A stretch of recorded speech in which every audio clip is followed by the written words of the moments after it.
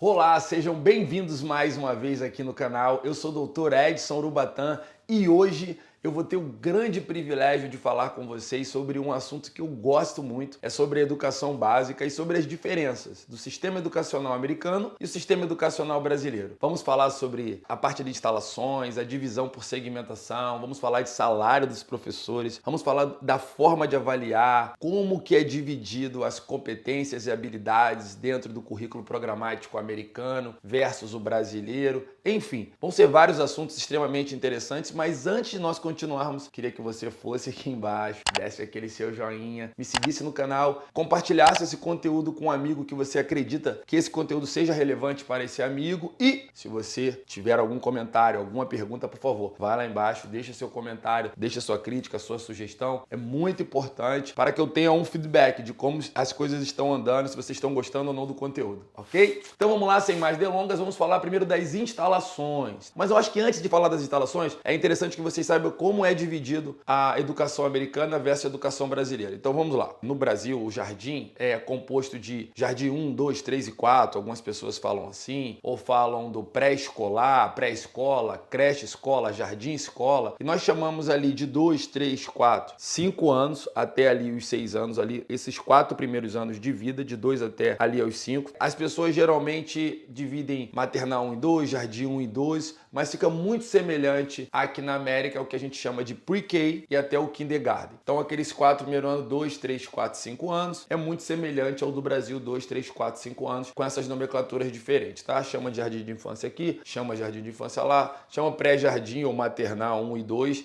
e aqui chama de pre-K. Então muito semelhante. Depois a gente vai para o de 1, 2, 3, 4, 5, do first ao fifth grade, que na América chama de elementary, e a gente chama de fundamental 1 no Brasil. Então essa divisão, no que se concerne do kindergarten até o fifth grade, é chamado o elementary e o kindergarten e o pre-K de lower school, e no Brasil a gente chama de educação infantil e fundamental 1. No que se concerne já ao ensino médio, aqui que é o middle school, é o sexto, sétimo e oitavo ano. O nosso correspondente seria o nosso Fundamental 2, com sexto, sétimo, oitavo e nono ano. Aqui nos Estados Unidos nós temos só sexto, sétimo e oitavo como middle school. E aqui nós temos no Brasil o nosso Fundamental 2 seria o sexto, sétimo, oitavo e o nono ano. Já o nosso, aqui na América, o nosso high school seria o nono, décimo, 11º e 12º, enquanto no Brasil a gente tem lá o primeiro, segundo e terceiro ano do ensino médio. Em alguns lugares nós temos 4 anos, como tem o caso de profissionalizantes, como formação de professores, contabilidades, entre outras, né? Mas de um modo geral, nós temos aí no ensino regular, primeiro, segundo e terceiro ano do ensino médio. Então essas são as divisões. No que se concerne às instalações, alguns colégios, tanto no Brasil quanto nos Estados Unidos, têm essa divisão de,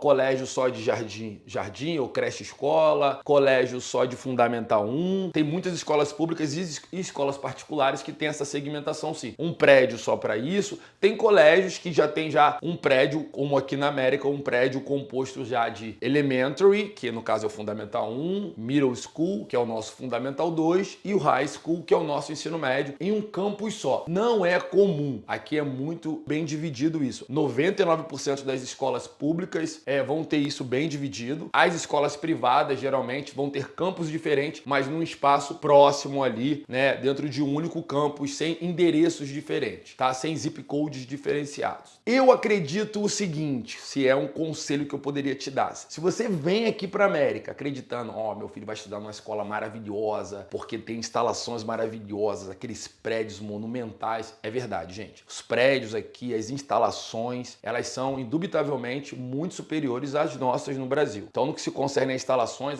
aqui na América é muito avançado e até com relação aos objetos de aprendizagem, tanto na parte pública e indubitavelmente na parte privada. Então nós temos aqui objetos de aprendizagem, como instalações de laboratório, com biblioteca, escola de artes, uma sala equipada para você aprender música. Então é muito comum você encontrar isso tanto na escola pública e na escola privada. Evidentemente, não tem todas as escolas públicas que têm uma mega estrutura. Isso é uma utopia, não acontece aqui na América. Existem os espaços, existe alguma estrutura sim, que na maioria das vezes é bem superior ao do Brasil, mas também não são todas as escolas que compõem de todas essas instalações. Senão você imagina que todas as escolas que você vai vir, americana, vai visitar aqui, você vai ter lá uma sala de música com vários instrumentos, uma biblioteca gigante. Também não é o caso, mas evidentemente é muito superior ao que a gente tem aí no Brasil. O que é muito disruptivo são os espaços esportivos. Aqui o nosso futebol aí no Brasil, aqui é muito valorizado tanto o beisebol quanto o futebol americano, quanto o basquetebol. E o futebol americano é aquele que o cara pega aquela bolinha, sai correndo com aquelas ombreiras, calça apertadinha. Não é o nosso futebol. O nosso futebol chamam de soccer aqui. Algumas escolas públicas e privadas, elas têm o soccer, mas na maioria das vezes não é o caso. É muito mais o futebol americano. É muito comum você ter isso e você só vai estudar numa boa escola pública se você tiver um zip code bom. E, ou seja, para você ter um zip code bom, ou você compra uma casa de 1,5 milhão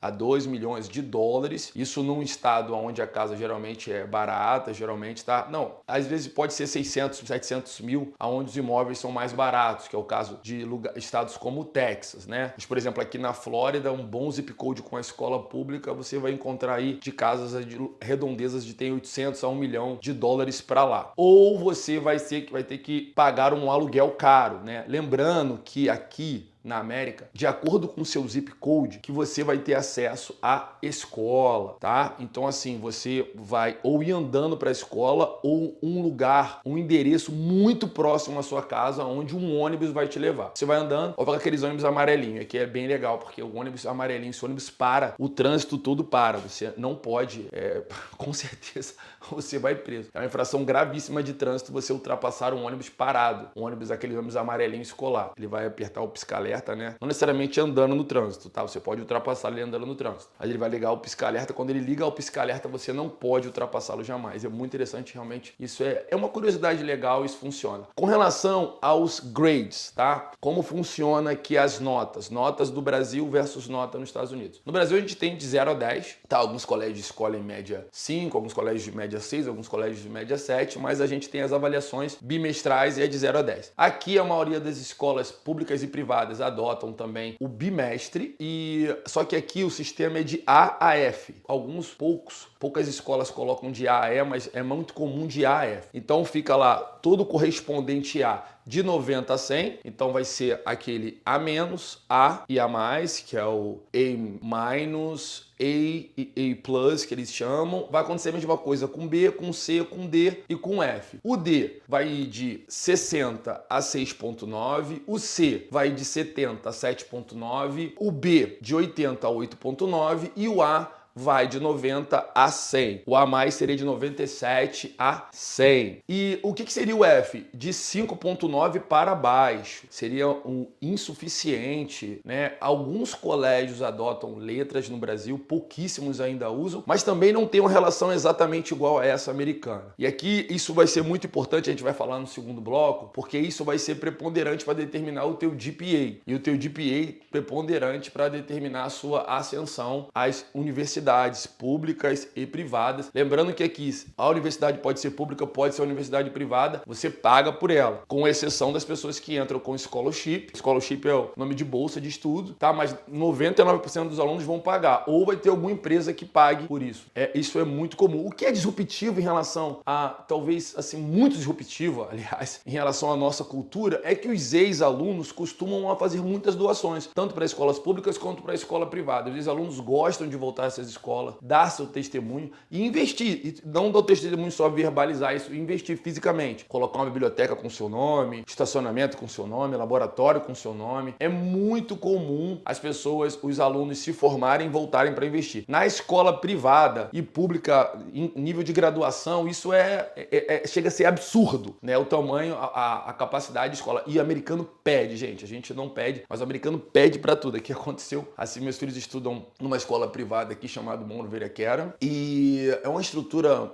imensa, né? Assim, nem meus colégios privados no Brasil, nem os colégios que são associados, nem os colégios concorrentes que eu conheço, que eu tive oportunidades, os colégios que sejam caríssimos no Brasil não tem uma estrutura dessa. Colégios muito caros, colégios que tem mensalidade acima de 10 mil não tem uma estrutura dessa. Só pra você ter uma ideia, são colégios que têm 26 espaços esportivos. Aqui o cara que dá aula de tênis para as crianças aqui é um dos maiores jogadores de tênis do país, né? Então, jogadores de futebol que são ex-seleções dos seus países dão aula de futebol, tem drone, juízes com uniforme, o basquete, por exemplo, o basquete aqui são as quadras aclimatizada e os jogadores já vão direto para o college e já são draftados para a NBA. Então, realmente é uma estrutura muito diferente, tá bom? Então, nesse bloco, nós falamos aqui um pouco de nota, falamos de estrutura, mas seria legal também falar dos objetos de aprendizagem, né? Também nas salas de aula nós temos ali os computadores, nós temos também livros. Então, público e privado é muito comum o aluno usar o seu Chromebook e seu livro, tá? O livro impresso com caderno e Chromebook. Então, isso é muito comum, esse ensino híbrido no que se concerne aos objetos de aprendizagem, ok? Então, nesse bloco nós falamos dessa parte. No próximo bloco, nós vamos falar sobre como acontece o currículo, como essa divisão